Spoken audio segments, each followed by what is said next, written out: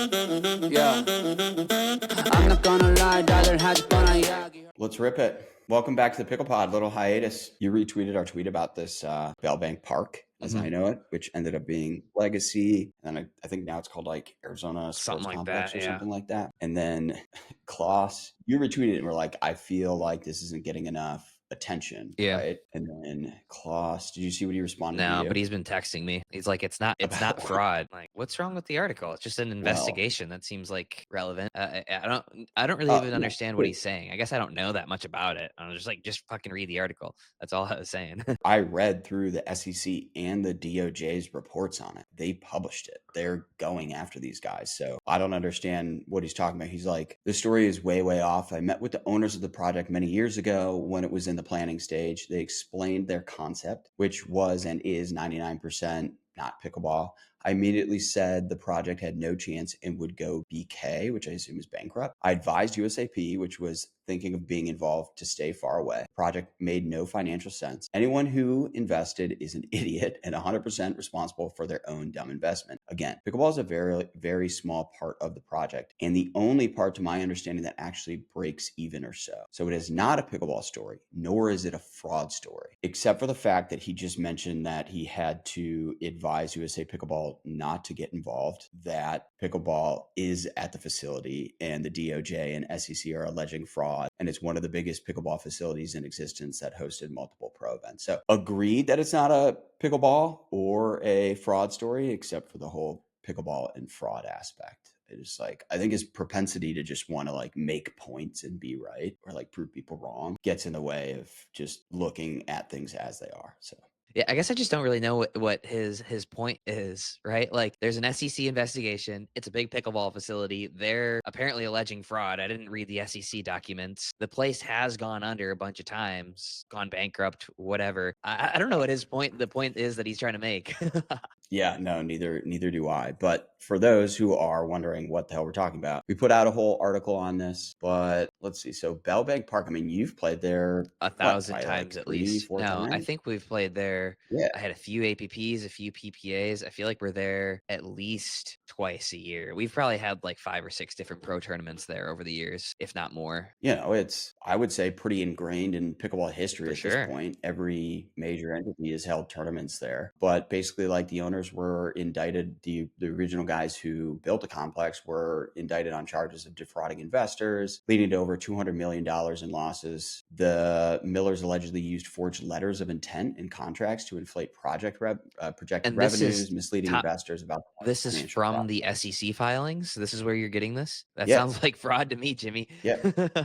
Yeah, no, we like, our article is based solely off of the DOJ and SEC statements. And then we just added in some context about all the big events that were hosted there from PPA, MLP, and that is wild, dude, though. Yeah, I know that pickleball was only a portion of what they're doing there, but pickleball, part of it took up a good amount of that space. I mean, it had to have been at least, it looked like of the footprint, 10, 15, 25 even potentially % of that place. Like, you can't say that pickleball wasn't a substantial part of that business and a substantial part of how they probably got some investors, right? That was in the middle in Arizona of peak, I want to throw money into pickleball stuff frenzy. Now, I do think that we're seeing 2025 being the year where, yeah, some of these bad investments are actually starting to fail. And that one pretty much failed more or less immediately. I've always wondered what went on with that, because it was built post-COVID. You couldn't even blame COVID inflating prices or COVID, diminishing the amount of people playing or any of that. All of this happened after the pandemic. So that just never made sense to me. All right, I got one for you. I texted Riley Newman to figure out if he knows anything about this. He said he has never heard anything about this. I was digging around and I found a book that seemingly nobody has ever talked about. I couldn't find any coverage on it. There's been a lot of back and forth, even articles as recently as like this weekend, trying to make a statement as far as like, okay, where did the name pickleball come from? There's the two prevailing stories, which are either, the Pritchard's dog was named Pickles. Pritchard's being the founders. It was like the Pritchards and Barney McCallum, who were like politicians. And that's on Bainbridge Island. So it's like they had a dog named Pickles who would like run out on the court or whatever. And then there's something that has to do with like the pickle boat in, I believe, rowing or sailing, and that somehow got incorporated. There's always debates on where the true name originated. I saw this book and I read the preview and it claimed that neither of those are correct, and I was like, So I bought the book, I binged it in the last like 24 hours, and I'm going to read you an excerpt. And I want to interview this author to figure out if he's bullshitting, basically. Let me just read this for you. Like most things creative, the genesis of pickleball comes with its own fragmented and lumpy baggage. Not unlike the telephone game, every telling of its tangential story changes the original in some small but fundamental fashion. It is abundantly and inarguably clear that Mr. Joel Pritchard, Mr. Barney McCallum, and Mr. William Bell, and a collection of their friends, were the catalyst that launched pickleball on a trajectory that brought it to us today, codifying and formalizing its rules and regulations into the game we now love to play. My purpose here is not to challenge the veracity of the well-documented history of the facts. My purpose is instead to bring light the angular backstory, the unmarked trail preceding pickleball's earliest development, and the two political friends of the Pritchards who are sadly, but not surprisingly, missing from the early list of influential contributors. They're absent, not because of intentional omission, but because they lived on the next island to the north and shared a friendship with the Pritchards that was far more professional than personal. They are my aunt and uncle, Gretchen and Charles Chuck Bechtel of Whidbey Island. Whidbey Island is where Riley Newman's from. Fundraisers for many and various Republican causes in politics. His aunt and uncle would do fundraisers for politicians. The Pritchards, McCallums, they were politicians. I believe Joel Pritchard, who was a senator, was actually involved in like Watergate, right? So they would hold fundraisers that these guys would attend. Not only are they my family, but also they are the actual progenitors of the game that was later formalized and popularized by our neighbors to the south, Pritchards of Bainbridge Island. In 1956, the happy occasion of a child's birth took place in Seattle, mine. At age 3, living with my single mother on Mercer Island, smack dab in the middle of Lake Washington, east of Seattle, I began a seasonal trip with my father John to the summer home of his sister and brother-in-law, the unwitting creators of pickleball. Father John and I would repair to scenic Whidbey Island in the Salish Sea of Washington State's Puget Sound to visit and vacation with the Bechtels, my paternal side of King County's branch of the collective family Smith. We were all constantly playing a funny game in the yard using old ping pong paddles, wiffle balls, and tattered badminton nets held together mostly with tape and good wishes. So in 1956, he's born. 3 years later, he's taking the first trip, and he has memories of this quirky game that they would play. So the story is they would hold these fundraisers. The Pritchards and McCallums, noted politicians, would attend, and they basically discovered the game there and then took it back to Bainbridge Island and popularized it. So the way I read it, it was basically a drinking game. Being pickled is like being hammered. If you're pickled, I like you're that, hammered. actually. And they would drink every time they would play. And then also his like aunt or whatever, right? Or his like aunt-in-law, whatever you would call that. She would make gherkins. Gherkins are a type of pickle. And they would always eat the gherkins like before they would go play pickleball, which was called pickle pong at the time. But they also called it pickle and pickleball in addition to pickle pong. There are some convenient coincidences. Like he's talking about how material from Boeing was used for like the original paddles, but we all know that Boeing materials were used for the first composite paddle in the 1980s. And then he had this anecdote about how his uncle would burst into the kitchen saying he's ready for a drink, and his aunt Gretchen would say, get out of my kitchen. I never serve in the kitchen. That's convenient. And now we're starting to put together anecdotes to just like say you came up with That all would these be an different terms, interesting too. one to figure out where did kitchen actually come from. I don't know the answer to that. You know who we should get on the pod? Steve Parento on the pod. He and his dad created that first the The paddles, Boa. the first composite paddles. He texts me about the podcast a good amount. He's the one who basically has been suggesting the drop serve for forever. He's been involved in the game for a very long time. I'd love to get his take on that. So let's update next week. This guy, first impression with knowing nothing else other than what you just told me, was this guy wants to cement himself in pickle. He's got something to gain from this. And like, why come out with this now instead of 20 years ago if this was the case, right? Like, that just seems strange to me. I kind of assumed it was just now, since it was just surfacing in our conversation now. But I think it's like relatively new, but the fact that nobody's ever brought it up before and it was just this random book on Amazon. I mean, it didn't take me that long to read. It's like 100 pages or something. But he goes into like pretty deep detail, and there's like ties to the military and stuff. So it's pretty like interesting. He's got a lot of information there. And I guess you could never really like confirm any of it because, well, the Pritchards and McCallums have passed, and I doubt the guys who are the actual founders have passed. I doubt their family is going to admit any of this, even if they were to know it, you know? yeah, well, I mean, it's like on this guy to prove it. If he wants to be the person that invented, or the family that invented pickleball, like, he's got to show us some pictures of their court time stamped somehow or another, right? Like, we need some more evidence other than just he said, she said, to overturn that court on Bainbridge Island as the home of pickleball. So I'm a skeptic. I'm willing to always change my mind, but we need more from this guy. Published 2023, July 1st, 2023. All right, let's get Steve on. I'm going to text Steve for next episode. We're going to have a follow-up on this one, see if he knows anything about this guy. I do like the history of pickleball stuff. We've been diving into that a little bit lately. Like, we've had Ben and Kyle on and others on who have come on, like, talked about some of the OGs in pickleball. Obviously, Tim Nelson being like the best personality of all the early personalities in pickleball. Did you see the video we put together? Oh, dude, that was well done. Who put that together? The crew, The crew. Dez and Josh. Props. Des and Josh, that was some good content. I liked that a lot. Yeah, that was sweet.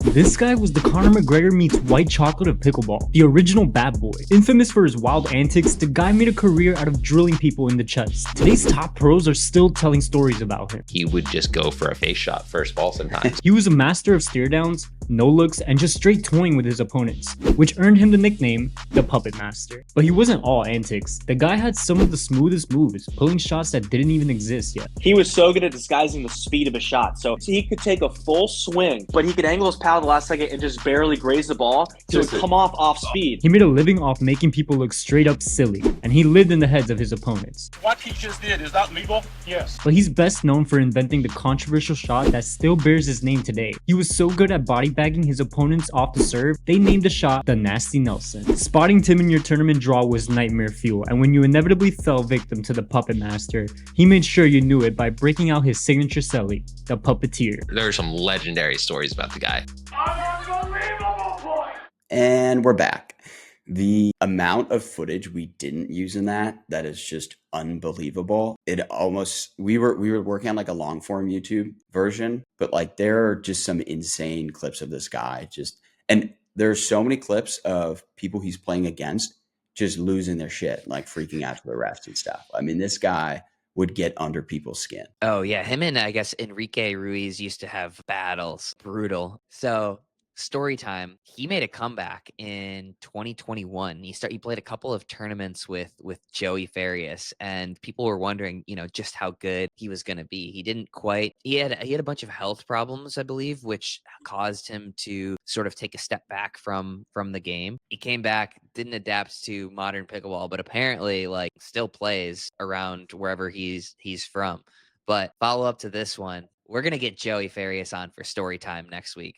We got Steve Parento. We got Joey Farias. I'm manifesting this. I don't know what their availability is, but Joey tells the most incredible Tim Nelson stories. We're going to get him on to tell the story about him and Zane Affleck in 2021 Atlanta Open, or it might have been 2019 Atlanta Open. That might have been my first pro tournament. Insane story. Absolutely insane story. The Will be a auto good theft, the Grand Theft Auto. No. I can tell that one. That was a different one. That was a Zane Affleck story. Next week we'll get Joey on for a few different Tim Nelson stories. I wonder, do you think, the inventor of the Nasty Nelson, how often do you think he's doing this, right? And do you think he's just like stoked when people are now doing it on stream and pro? Like people have got to be sending him these clips of me Nasty Nelsoning Hayden or Jack Nasty Nelsoning me.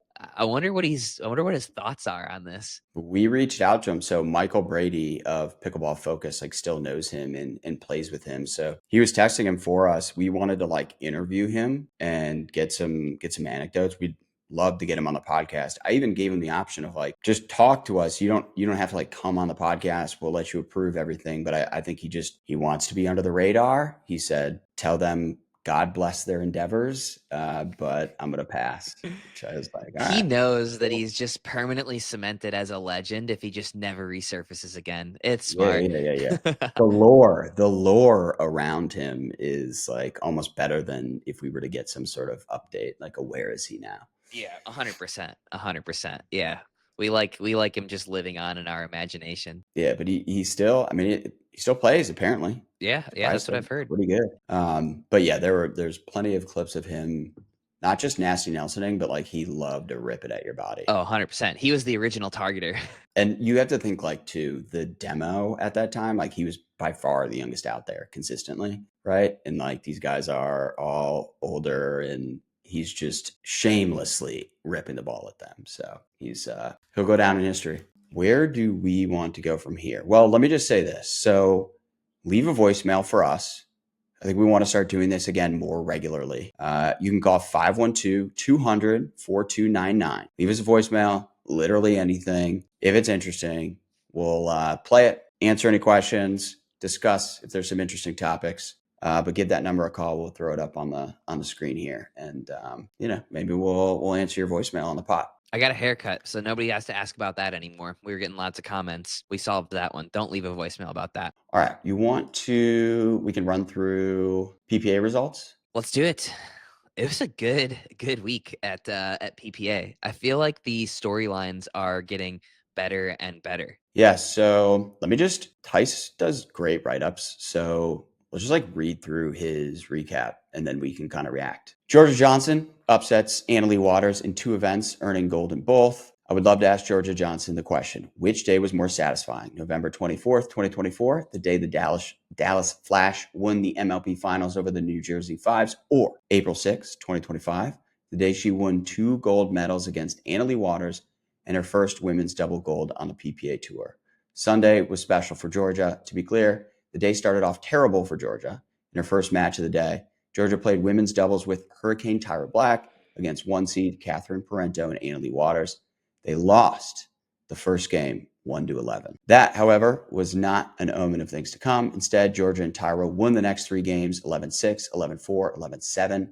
That is a 33-17 run against the number 1 seed. Johnson and Black were on the offensive the entire time, relentlessly winning hands battles and targeting Catherine Parento. In the semifinals, they actually beat the Kawamoto sisters. More on this later, with Georgia on the left. Tyra stuck to the left for the most part in the finals. In mixed doubles, Georgia and JW had lost the previous 16 encounters with Annalie and Ben Johns. 16. The combined scores of those 16 matches were 499 to 293. In favor of Annalie and Ben. So obviously, odds weren't in their favor. And you had some predictions. I think you actually predicted this one. But Georgia and J-Dub end up winning 8-11, 11-7, 11-6, 3-11, 11-8. These are 2 huge upsets for Georgia, Tyra, and JW. All 3 should gain some confidence from these wins. Did you just randomly make that pick? Like, what went into that one? Was that luck? Total luck? No, so these Rolex courts definitely favor 2 types. They hurt players that have offense that's primarily off of the bounce. So that is a lot of Annalie's offense. She's much more offensive off the bounce than she is out of the air, just because she doesn't have, most of the women, with the exception of Tyra, kind of are. Tyra has a really good reach in flick. So anyway, it hurts players that to attack off of the bounce because the bounce is lower.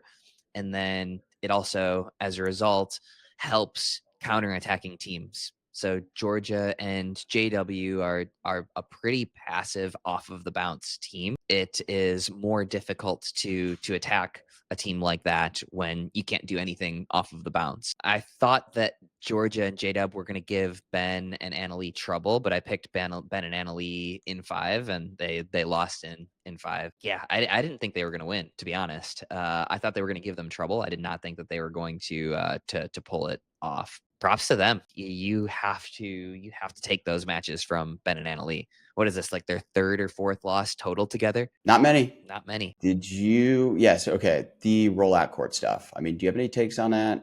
I think it's been pretty widely covered, but I just thought it was, I don't know if Annalee realized what she was doing, but by saying she was withdrawing specifically because they're playing on rollout courts, Nunnery actually was the one who flagged that and was like, it's quite a statement for Annalee to essentially imply that these courts are putting players I won't say in danger, at risk of injury. No, I Is mean, that something that's like been widely known for a while? Yeah, it is. Like, think we could probably Tice could probably actually do the best write-up on this. It does seem like there's a lot more injuries on these courts. Really, just like the main thing being ankles. I did a little write-up on it as well, but in convention centers, the problem is the surface is different, right? So you have the court surface, and then there's not a ton of like runoff space around it. So there's a lot of injuries that way. Vegas, we had these little, mini barriers that were just so much worse. And then the actual court surface, it's just too grippy, but somewhat unpredictably grippy. Tennis court is pretty consistent for the most part. These seem to have different sort of like wear patterns. It catches your foot in ways that are just, you don't expect, you're not used to. So honestly, good for Annalee for having the balls to say it, right? She's fed up with this. If anybody other than Ben or Annalee says this, it's not going to get taken seriously at all. Annalee or Ben says it. And honestly, like, I feel like Ben does say this type of stuff even slightly more. Ben lets his feelings be known more than Annalee, it seems like. So for her to come out and say something like this, like, yeah, I think that's good, right? Like that'll get some change going. I did say still, like, I think the pros outweigh the cons. Cary, North Carolina was a bad example because we were on tennis courts. The reason that we were playing with the rollout courts was apparently they have the ACC championship tennis there next weekend, and they weren't going to have time to resurface it back to tennis. So like, we shouldn't be playing on rollout courts there. No reason for that, in my opinion. Other places, Central Park, iconic, love it, worth it. Vegas, Fontainebleau, worth it. Like, there are certainly times where it is good. And yeah, probably shouldn't play singles on it, realistically. I know Kwong has gotten hurt in the past. Annalee has tweaked some stuff in the past. Zane Ford is lucky to not have anything more than a sprained ankle. If you watched that this weekend, it looks like that something's just got to be torn there. That was a brutal ankle roll. Courts just catch too much. Ended up withdrawing. Yeah. No, or did Fed withdraw? No, yeah, he withdrew, and so Fed took bronze, right? Yeah, I texted with Zane. Yeah. Zane got because I was like, man, that looked really bad. He did withdraw. He said that it was just a sprained ankle, which is good. I mean, I think it's partially a product of play style too, right? Like, I mean, we talked to Zane about his violent, like, I mean, he's just, he plays an aggressive style, and like that mixed with these surfaces, I feel like is a bad formula. Yeah, and the sliding is the biggest thing. Like, Zane slides a bunch, Kwong slides a bunch. It's unpredictable. It just has too much grip to slide on consistently. So glad to hear that he's okay. But yeah, singles is rough on those courts. There's a couple of like other random topics because I jumped to your Twitter to see what you had, like your thread on rollout courts. But this DoorDash quick take, is this like a sponsored post? Were you supposed to do this? No, I just, I saw that they had a DoorDash agreement, and I thought that was pretty cool. So yeah. Okay. I hope that means more than they just got some money from DoorDash. I hope DoorDash is somehow like invested in getting eyeballs on MLP. I thought it was cool that the pandas slash chefs slash dude perfect slash whatever you're calling it this day actually did something for once. Like it was nice to get dude perfect Yeah, like the owners got to involved. post. I don't know how that whole thing came to be, but like good. It's good. I think this is a huge actual sponsorship, right? Like it's the most notable sponsorship in my opinion that MLP has had. Mhm. So it feels like some good Yeah. momentum. I feel like the general sentiment about MLP has been the excitement seems to have been going down closer we get to this actual season, right? So this was a nice little hopefully shift in momentum. And then you tweeted about the torpedo bats back when, I don't know, it was in June or July, the UPA had kind of come out with a statement that they had partnered with UMass Lowell, which had a hand in fixing the juicing and equipment problems in Major League Baseball. And that was supposed to be, a great solution. Why not tap the people who figured out all this, the same thing pickleball is dealing with, but in baseball, and then come to find out, turns out they haven't solved it in baseball. All you have to do is change the weight distribution. That's within the rules. It's an You had a it's an tweet on that. innovation. It's within the rules. Yeah. I was at the Yankees game on Thursday and they were cranking home runs. So I just looked it up. They've scored 76 runs over 9 games with these new torpedo bats, and that's 8.5-ish runs per game average. And now it's a small sample size, right? Like, but average is probably 4.5 runs, if that. Home Just run. runs. Okay. So this would be an example of, I like the initial reaction being like, we have to eliminate this, clamp down on this. But then if you're in the MLB offices, you might be like, wait, this could be exactly what the sport needed. 100%. And hey, every other franchise, you need to do what they're doing and catch This up. to me seems like, look, I'm not an inside baseball guy, but like from what I understand, what everybody's been saying, baseball is too boring. It's a 3-outcome sport now. It's walk, strikeout, home run, essentially is what they're playing for. More bats on balls seems like a good thing to me. Like more offense, I feel like is what people have been complaining about for too long. More contact. You want more plays. This feels Yep. like very much a good thing, but again, I'm not a baseball purist whatsoever. What are your thoughts? What do you like about it? What do you dislike about it? I think it's great for the sport. I had some buddies at the game where I think they had 9 home runs, which was like one shy of the franchise record. No, I think they tied it. They tied the It might have franchise been record. one It's one shy of like the of, record. yeah, exactly. Yeah. And they said it was awesome. And then I was there Thursday, and I would say it just made it more exciting. You were watching every at bat a little bit more. You were glued in a little bit more. And I think it's just like a blessing in disguise. This is going to be good for the sport if they don't ban it. No, agreed. I'm glad that they, as soon as I saw this, and as soon as I saw that the Yankees like have been just crushing it and got so much attention, I was expecting like some sort of snap ban, right? So I'm glad. Yeah. I'm glad when there is an innovation, and I think there should be some form of a pause, right? Like we have to give this a year or something to see how it fully plays out. I'm glad there wasn't like a snap ban on that, which is what I was kind of expecting after all of the publicity. Okay. We totally got derailed there, but it was worth it. Any takes on Georgia and J-Dub, Georgia and Tyra? Yeah, I mean, my take on Catherine and Anna Lee versus Georgia and Tyra is, at this point, it feels like one of my episodes of Pros versus 5-0s, and Catherine has to use a wood paddle. Like, it's the elephant in the room. You cannot compete at the pro level with a Selkirk paddle at this point. There's a mass exodus from Selkirk. Like, not a single player is choosing to use them. No unsponsored player are using them. And the players that have been sponsored are dropping like flies. right? We've had Yeah. the Kawamotos aren't using it anymore. Most recently, I think it was Mary and Maggie Brascia.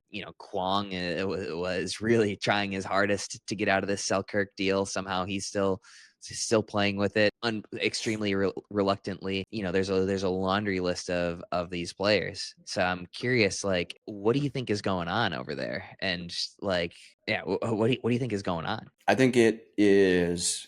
So there's those instances, but what I understand is it has a lot to do with, there was a time when pickleball started to gain a little bit of momentum and the pro sponsorship contract hadn't reflected that. So it was essentially an underpriced opportunity to go and sign a bunch of top pros. And so the savvy companies went and signed a bunch of top pros. Now that the pro sponsorship, the average deal has increased and viewership hasn't changed all that much, the sentiment is that it's overpriced. So it's not like we're getting this underpriced asset anymore. So if I'm a paddle brand, I only really need like one or two flagship pros. I don't need an entire flock of pros using my paddles, especially if you're like a Selkirk and you crush wholesale, you crush Amazon, like you are doing very well as a paddle company,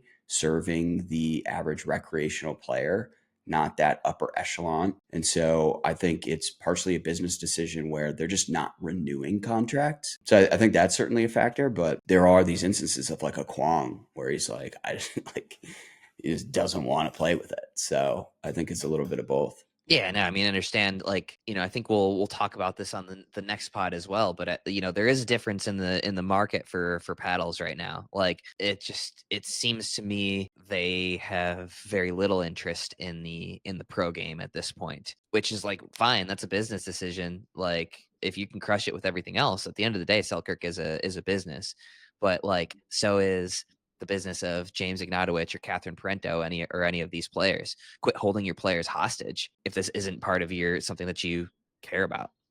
Like it's tough. For me, it's tough to watch because Catherine is an unbelievable player, and I think she is being hampered by bad equipment. I hate to say it. One thing that I thought was interesting, because I talked to an agent last week, and he's got I don't know, 10 plus players under contract, and I asked him, I said, Selkirk not renewing all these contracts and sort of stepping away from signing all these pros, and them being a company that sponsored a ton of different pros, if they're just kind of like pulling the rug out, does that deflate the average pro contract value? And he was like, absolutely. And we're seeing it. Now the average like sponsorship deal for players is decreasing as well, which I just thought was interesting. And not something I ever would have thought about. It's like, okay, if one paddle brand for whatever reason decides we don't want to play ball anymore, or we don't want to sponsor these pros anymore, that has ripple effects across the market for paddle sponsorships. No, so this didn't get enough of a pushback at the onset of it, but one of the parties that was hurt the most by the UPA deal and the barrier to entry that they're creating is the players, because historically all you need to gain legitimacy as a paddle company is one player. Essentially, you get one decent pro that's playing on the tour and you're a legitimate paddle company. Now you need one player and to pay 75K or whatever it is to the UPA. So I think that a big part of the pullback that was already happening prior to the Selkirk pullback was the UPA barrier to entry. You've got like 15 different paddle companies. 15 paddle companies need, let's say, 2 players per. So that's 30 players. You got Yola that's like got a bunch more, Selkirk that has a bunch of people falling off. I think it doesn't make, like, once you have one pro player, what sense does it make to go, what incremental value does the next player bring to your marketing, right? Like, I don't think it does. So I think that the pullback started with actually the UPA deal as well, because if Dink wanted to start a paddle company, historically, you could do it. You could come sign me, even though I would never leave Pro XR. You could come sign me, and boom, you're automatically a legit company. Now you have to sign me and pay, 50, 75 or whatever it is to UPA. The barrier to entry is essentially doubled. It is interesting. I do think that relative to eyeballs, players were getting overpaid for a good amount of time. Whether that's it was also inflated from the tour wars, right? When tour wars happened, our income went up way more. Well, now you have to think like winning is probably more important than getting an extra $25,000 from a paddle company. Okay, so now the paddle companies do need to adjust and inflate their prices. So I think the end of 2023 to beginning of 2024 was the ultimate, I think, a bit of a bubble in the paddle market that is been slowly bursting and is now probably going to fully burst with Selkirk pulling the rug on a lot of these players. Yeah, I would say bubble is the right term, and it doesn't just apply to the pros, but these player salaries and these paddle sponsorship contracts are going to come back down to earth, and players aren't going to be able to make the same living that they were. Yeah, so I think a lot of this stuff is going to normalize, and it's going to change the landscape in the market overall. And I wonder how much is going to come back down, and if that's going to deter ex-tennis players or current pro tennis players or college tennis players or whoever else from actually coming over into pickleball and making a run at being pro. Because all we've heard for the last couple of years is, you can make a ton of money. Look at how much this person's making. Look at how much this person's making. Not necessarily going to be the case anymore. And then in talking to that agent, one of the things he was saying is I'm taking my players to market as influencers, like we're a media company, because we have to figure out how to monetize these players if they aren't going to be getting these high salaries, if they aren't going to be getting sponsorships like other sports. We have to get creative. So they're almost doing these media brand influencer deals to get their players paid, which is just, it's a challenge. It's good that agents like that are thinking outside of the box to help their players make money, but it's not necessarily a positive signal for where the market's headed. Yeah, I mean, I think it'll just it's unrealistic right now is the thing. Bidding wars and over players and for paddles and for tours, it artificially inflated things. I think we're still going to be in a good spot, just not what we're used to, right? I think we're still going to be paid pretty nicely, but I just think relative to us being completely overpaid for a good period of time, yeah, it's going to feel like a good pay reduction, which it will be because that's smart. The other pro players probably aren't going to be super stoked with me about that, but I like to try to live in the real world on that one. Side note, I'm back on Pro XR. I'm back with the Zane. It's like it's like a play on prototype. Yeah, it's the prototype, dude. Those things are Prototype. good. That's going to be those were basically what we do is we have prototypes that we call prototypes all the time because we're just, tinkering constantly. I'm currently on prototype number 39 of this year. Well, what am I playing with? So there's two of them. I think there's two types that are approved. There's the XIX and the VI. Now, I think we've actually started just naming them the number because Roman numerals, I don't do that. Nobody does that. There are two that are currently being played with on the PPA, and these other ones are just internal prototypes. And if it does well, then we get it approved and sent to players and run limited runs of them for people, and then the best ones become the production stuff for the upcoming year. I don't know what it says on yours. Really, there's two main versions of the prototypes that have been sent out by Pro XR this year. All right, maybe I'll just get a dupe from the black market. I'm actually going to be doing a spring cleaning sale because I got a bunch of old used paddles, prototypes, previous year signature paddles and whatnot. So you guys will just have to follow along. We don't have the details quite yet. Going to be offloading a bunch of paddles, new and used from my site. So check that out. Hopefully it should be up and running by the time this goes out. Tommy, we got to talk about Eric Onsines. Did he see that Okay. celly? Did he see the Yeah, celebration? you tweeted like, what are your thoughts? What are your thoughts? No, I'm asking you what your thoughts what was are, your take? Thomas.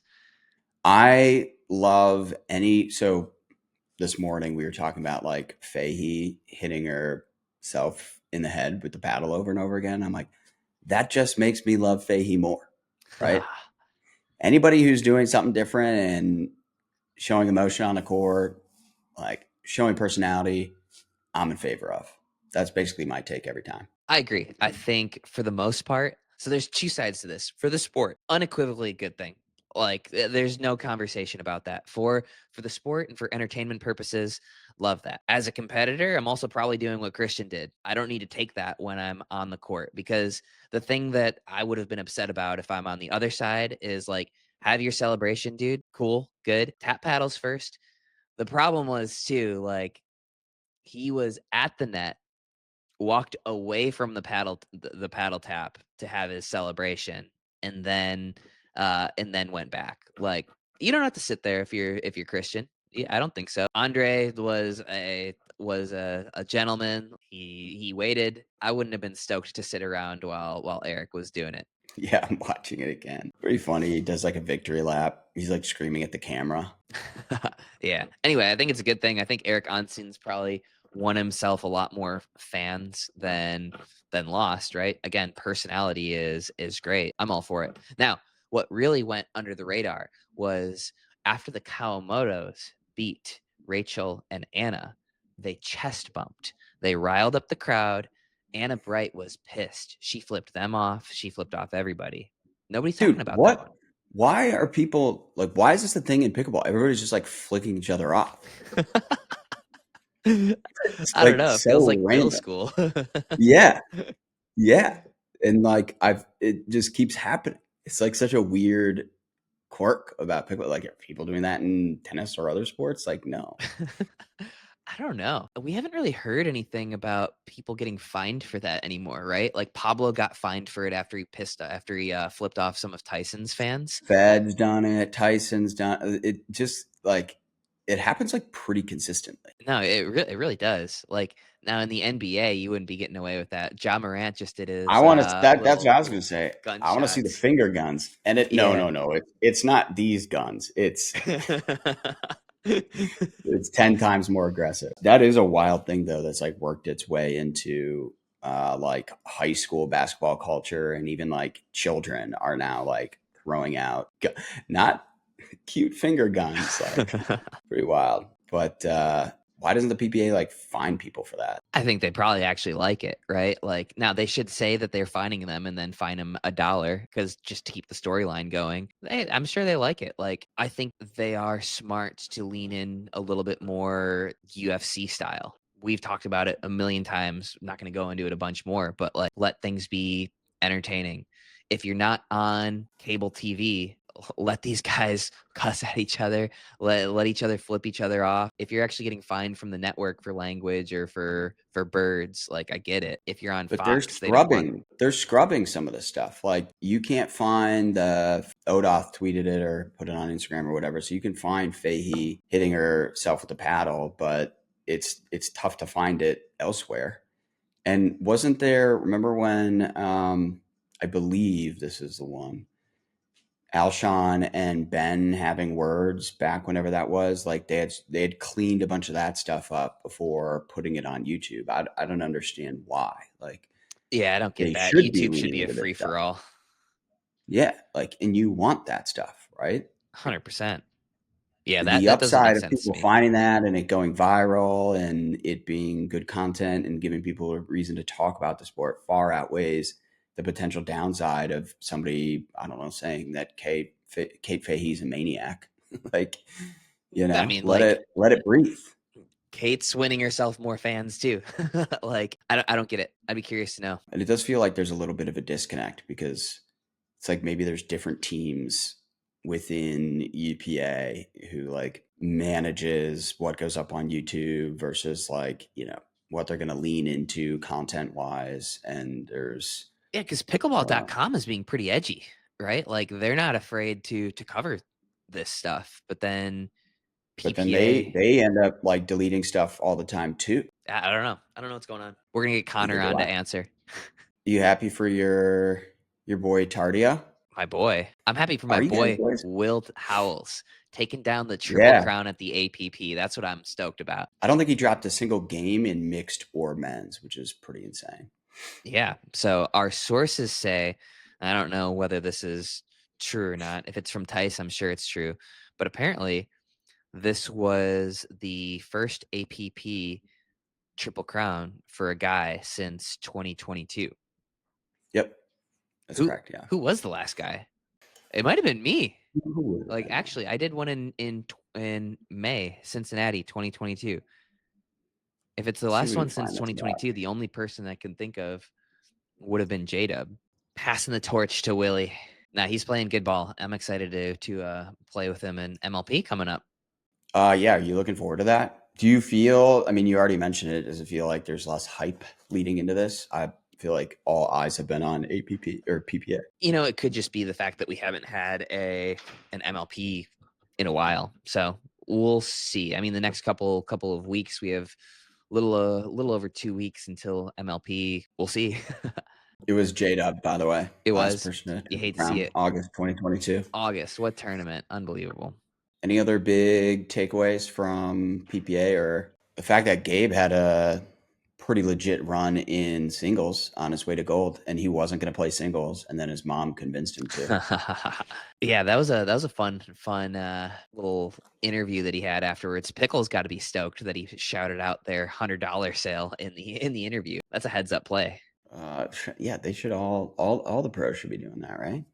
Give the sponsor some love. Wow, really? Okay, so it was the first tournament in PPA history where 0 number 1 seeds won.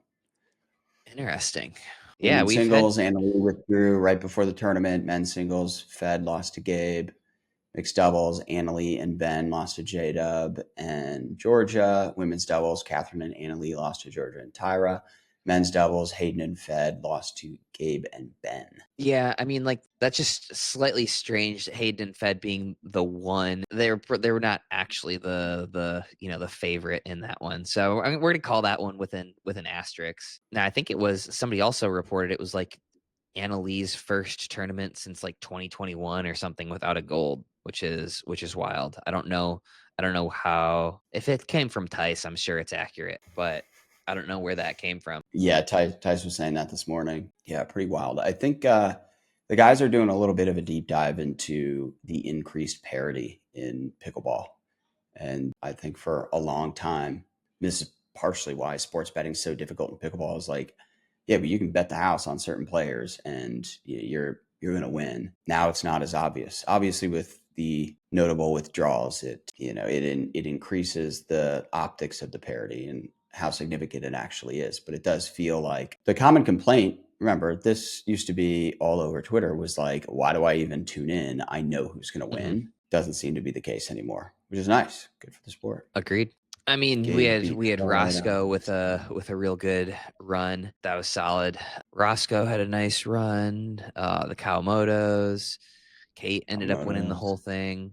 Like you see, like Max Freeman beat Jack Sock, but like, is that really I think in like middle of the pack singles, it's always a toss up for sure. But Leia does seem to be so.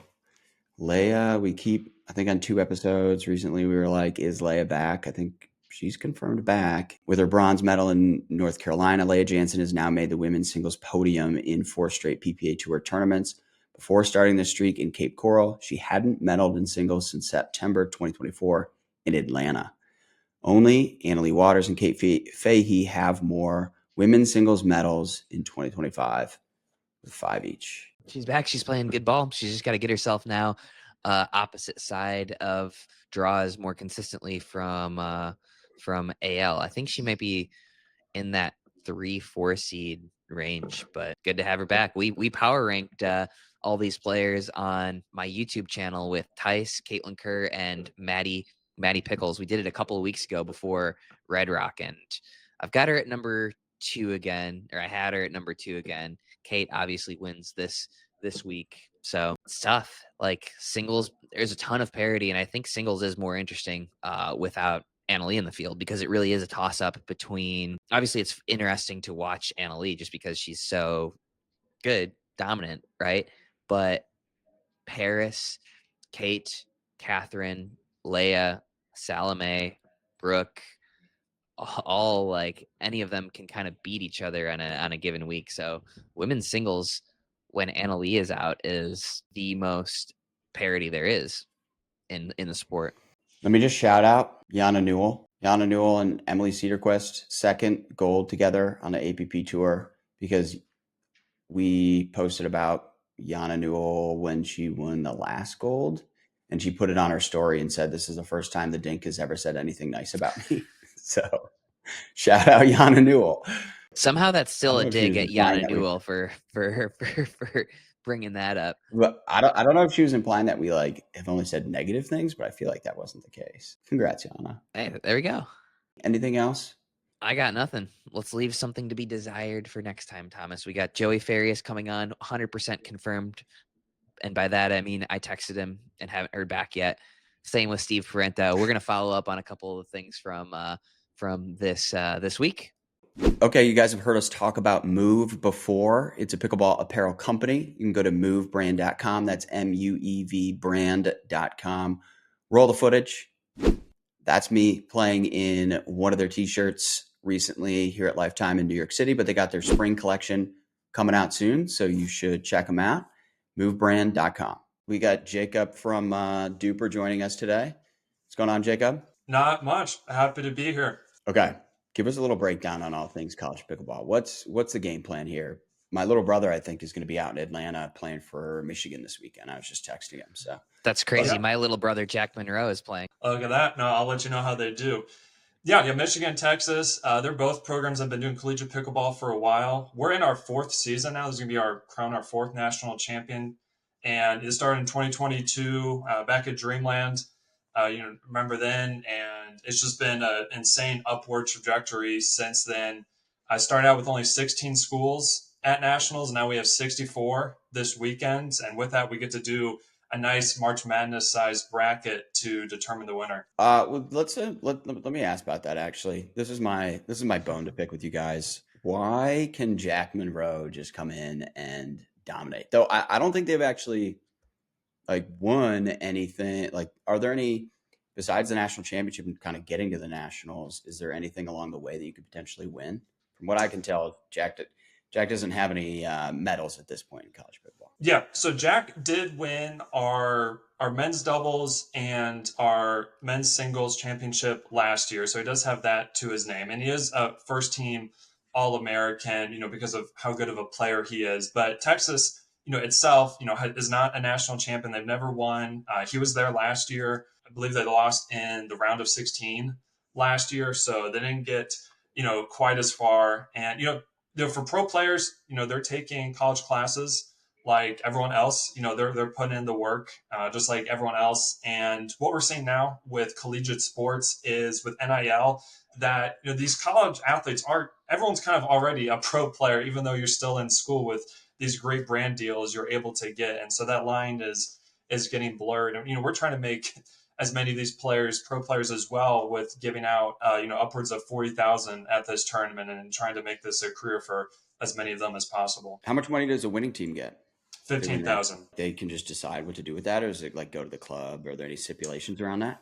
It's up to the club to decide, how they want to split it up. Most of them, have the club take a cut, to pay for travel and, to keep the program going. But no, that's a great incentive for players to come out and, hopefully really trying to establish that path to pro.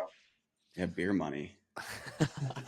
So Jacob, what's the format? You got 64 teams playing. Are each of these bracket style matches like NCAA March Madness, are each of them basically following MLP format?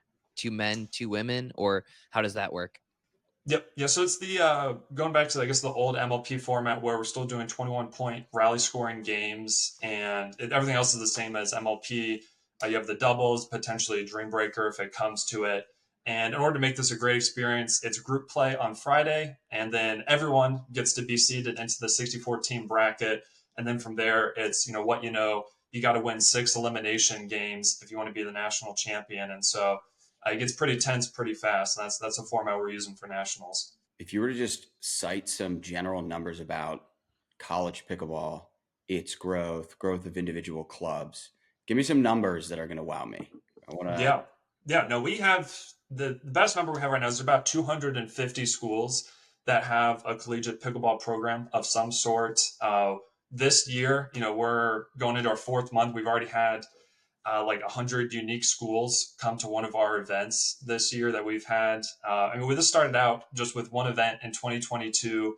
Then it grew to 14 in 2023, around 30 events in 2024. And now we're going to have 50 events that are part of this broad collegiate pickleball tour in 2025. And the first nationals was 150 players. Now we're 4 times that. We're at 600 players this weekend, and so it's continuing to go up and up. Yeah, but you guys, the nationals was in Dallas, right, with the UPA Worlds. Why are it's not a full calendar year and we've got another national championship? What's it? Yeah, so we're a little bit of an in-between season what we have right now, because we want to have this be at the end of the school year in the spring semester. It makes a lot more sense for students. And so our first 3 nationals were at the end of the fall semester. This one is at the end of the spring semester. It's going to stay at the end of the spring semester from here on out. Yeah, this is a little bit of a weird year where we're having 2 national championships in the same school year, but it's going to just be at the end of the spring semester going forward. Are you guys involved in setting up some of these dual matches that we've been seeing? Because I think at the PPA recently in McKinney, we had SMU versus, I can't remember who else, like that actually played at the PPA. Yeah, interesting. So are you guys I think Texas A&M helping set that stuff up too, or are these is that something like that on the teams? Yeah, so that's the great part. We're working with the PPA, UPA, MLP as a joint effort on this collegiate tour, and so that's what they're helping us do, is bring these great collegiate rivalries together on grandstand court on all these PPA stops, to highlight the best part of collegiate sports, those rivalries. And so they're putting those together for us, and they're also, going to be helping us run the first ever collegiate world championship this fall. Whenever the UPA world championship is, there's going to be a collegiate world portion of that as well, which we're really excited for. Are there any international colleges? We going to be Oxford going to be there competing? I can't even name other colleges besides Oxford that aren't. This hopefully put them on the map. No, but there's already a great collegiate pickleball tour going on in China. We've heard from colleges in Australia, Colombia, Canada, the UK, and Puerto Rico. So there's going to be a lot of great spirits there, a lot of great countries represented. Nice. Okay. Who are some of the top clubs? If you were to name 5 that are consistently strong pickleball clubs.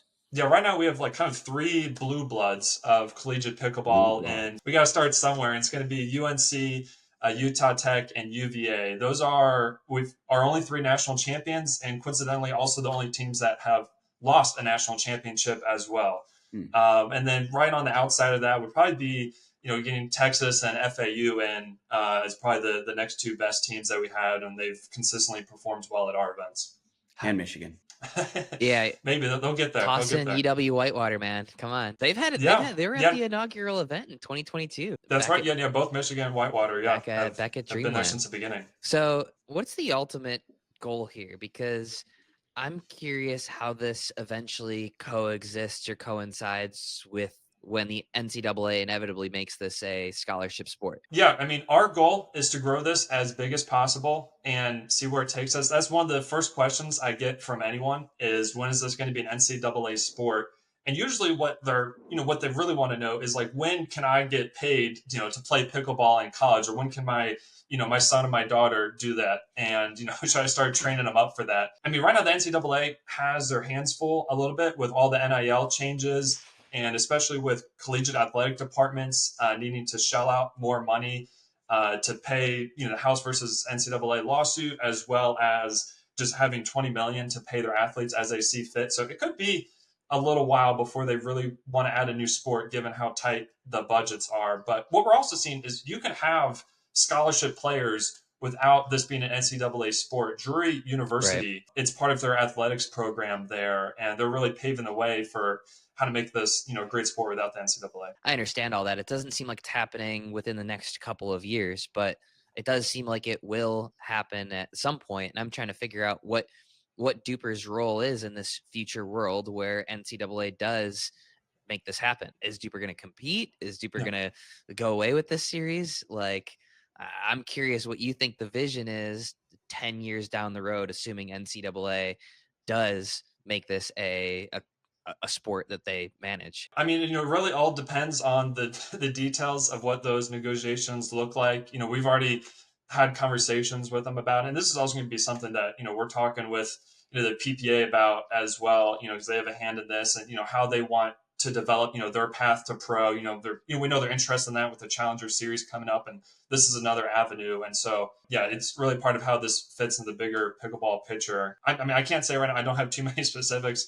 Our goal is just to continue to make this a great sport and really iron out like what that format looks like and what works best in college. Definitely. You mentioned that Jack Monroe's an All-American. How do you get All-American if it's not like tied into the actual schools or the NCAA? Yeah, it's part of, we have a council that decides on that. We're trying to make this as much of a collegiate sport as possible and taking from what we know works in collegiate sports. And so, yeah, part of that is honoring the best individual players each year. And so, yeah, with a combination of, Jack's Duper and his tournament performance, he gets to be selected on that team. And last Nationals, you go watch it on YouTube. There was a great East-West match where we had the best players in the East, best players in the West compete for dominance there, and Jack was a part of that. And so that's something we're trying to build out. Yeah, I figured it had nothing to do with his GPA. I'm sure he's doing well. I don't know about that. Anything else? Any other big announcements or anything? Yeah, that World Championship I mentioned before is really the next big thing that we have going on. I mean, this national championship, I would stay tuned and see how that plays out. It'll be available to watch on the Duper YouTube channel. I mean, it's really going to be an incredible event at Lifetime Peachtree Corners. My favorite venue. It's a great venue. Oh, yeah, no, it's beautiful. Cool. Awesome. All right, Jacob, Zane, you got anything else? No, appreciate you coming on. I love to see this, and good luck to everybody that's playing. And Duper YouTube channel this weekend. Love it. Thank you, guys. Thanks, Jacob. See you next week. Pickleball.